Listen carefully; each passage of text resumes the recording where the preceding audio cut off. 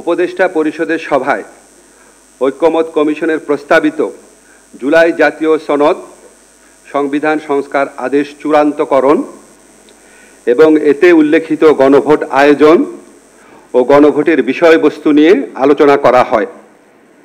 সভায় লক্ষ্য করা হয় যে ঐক্যমত কমিশনে দীর্ঘদিন আলোচনার পরও কয়েকটি সংস্কারের সুপারিশ বিষয়ে ভিন্নমত রয়েছে। এছাড়া গণভোট কবে অনুষ্ঠিত হবে এবং এর বিষয়বস্তু কি হবে এসব প্রশ্নে রাজনৈতিক দলগুলোর মধ্যে যে মতভেদ দেখা দিয়েছে সেজন্য সভায় উদ্বেগ প্রকাশ করা হয়।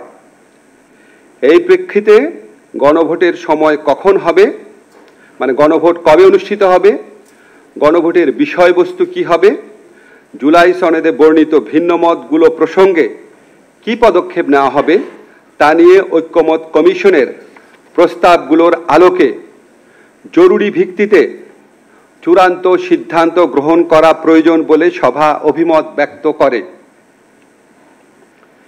এসব ক্ষেত্রে ফ্যাসিবাদ বিরোধী আন্দোলনের দীর্ঘদিনের মিত্র রাজনৈতিক দলগুলোকে স্বীয় উদ্যোগে নিজেদের মধ্যে আলাপ আলোচনা করে সম্ভাব্য দ্রুততম সময়ে, সম্ভব হলে আগামী এক সপ্তাহের মধ্যে সরকারকে ঐক্যবদ্ধ দিক নির্দেশনা প্রদান করার আহ্বান জানানো হয়। এমন নির্দেশনা পেলে সরকারের পক্ষে সিদ্ধান্ত গ্রহণ অনেক সহজ হবে। বর্তমান পরিস্থিতিতে কালক্ষেপণের যে কোনো সুযোগ নাই সেটাও আমাদের সবার বিবেচনায় রাখা প্রয়োজন।